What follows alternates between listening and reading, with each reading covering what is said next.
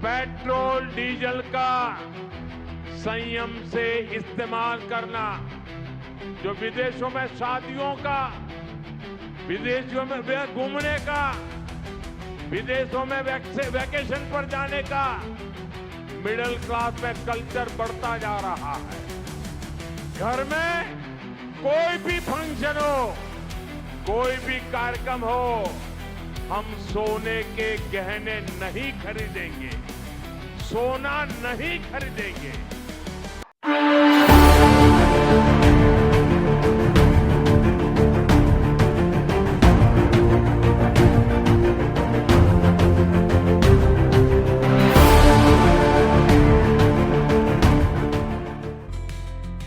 पिछले 2 महीने से हमारे पड़ोस में ही इतना बड़ा युद्ध चल रहा है।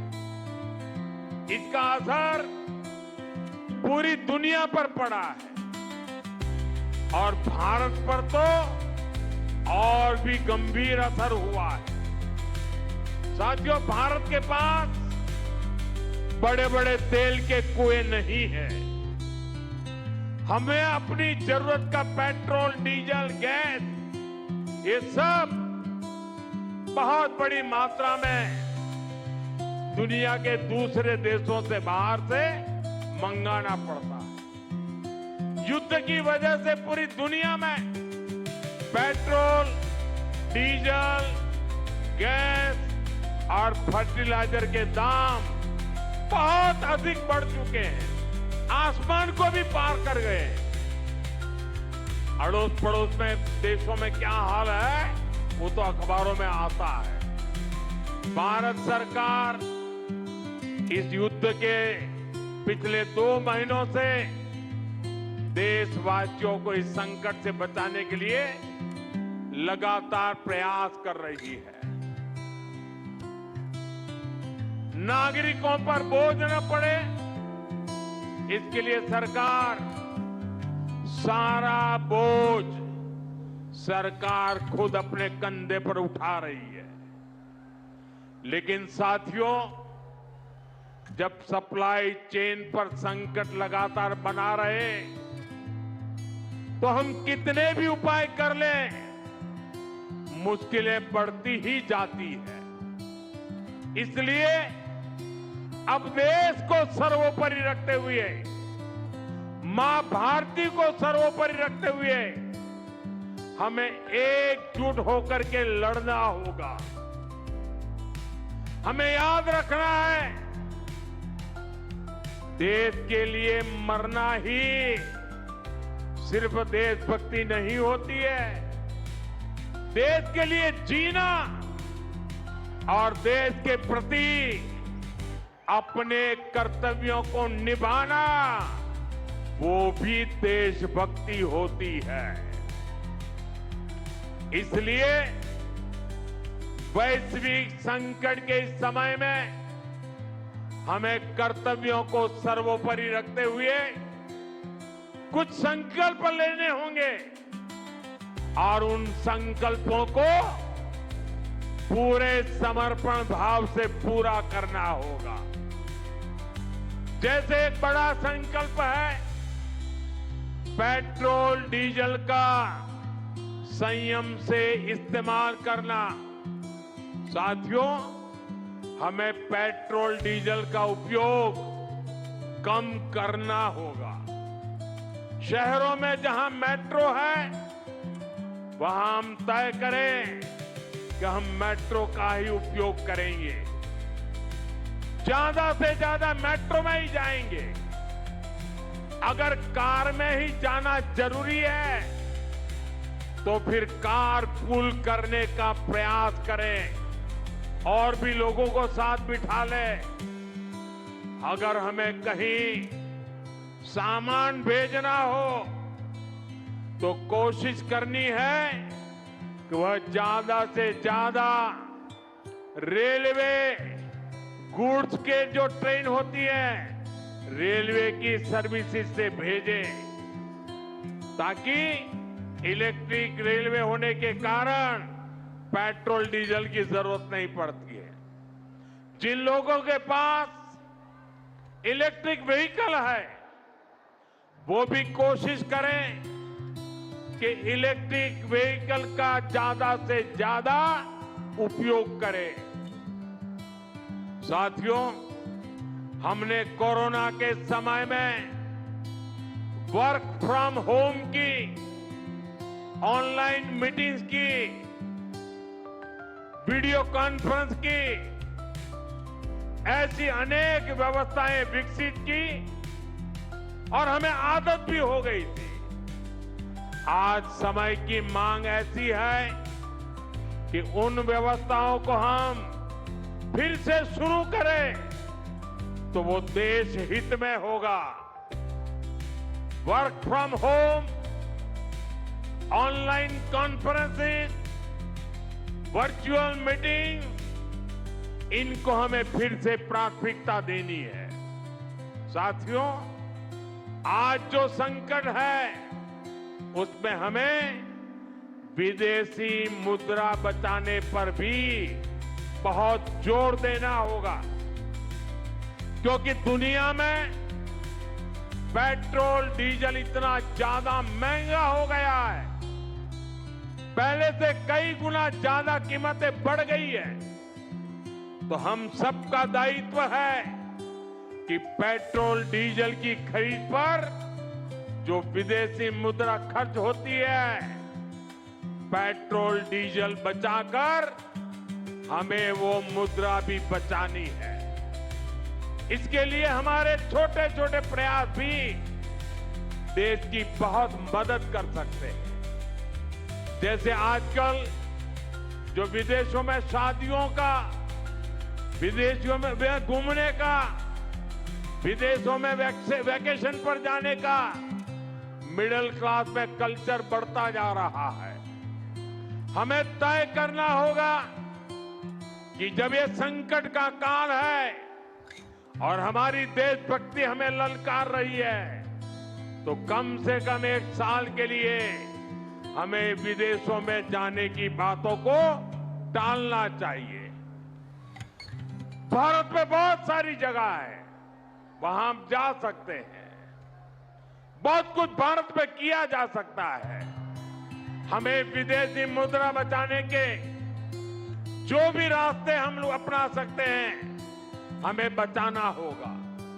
साथियों, गोल्ड यानी सोने की खरीद एक और पहलू है जिसमें विदेशी मुद्रा बहुत अधिक खर्च होती है। एक जमाना था जब संकट आता था, कोई युद्ध होता था, तो लोग देश हित में सोना दान दे देते थे। आज दान की जरूरत नहीं है, लेकिन देश हित में हमको ये तय करना पड़ेगा कि साल भर तक घर में कोई भी फंक्शन हो, कोई भी कार्यक्रम हो, हम सोने के गहने नहीं खरीदेंगे, सोना नहीं खरीदेंगे। विदेशी मुद्रा बचाने के लिए हमारी देशभक्ति हमें चुनौती दे रही है और हमें इस चुनौती को स्वीकार करते हुए विदेशी मुद्रा को बचाना होगा। साथियों, ये समय एक और बड़े सबक का भी है। एक समय था जब हम कॉपर एक्सपोर्ट करते थे, लेकिन आज भारत के सामने स्थिति ऐसी बन गई कि अब हमें कॉपर को भी इंपोर्ट करना पड़ता है। हमारे देश में हड़तालें करवाकर कॉपर प्लांट्स को ठप करवा दिया गया और अब हालत ये हो गई कि हमें कॉपर बाहर से मंगाना पड़ता है और उसमें विदेशी मुद्रा खर्च होती है। इसलिए मैं ऐसे सभी श्रमिक समूह मजदूर संगठनों से भी कहूंगा कि हमें ऐसी बातों का जरूर ध्यान रखना चाहिए। भारत को आत्मनिर्भर बनने से जो भी कदम रोकते हैं उनमें हमें दूरी बनानी होगी और जो लोग ऐसी साजिशों में जुटे हैं उन पर भी कड़ी नजर रखनी होगी। मैं देश की अदालतों से भी आग्रह करूंगा कि ऐसी स्थिति आने पर देश हित में हमें कोई ना कोई रास्ता निकालने की तरफ बढ़ना चाहिए।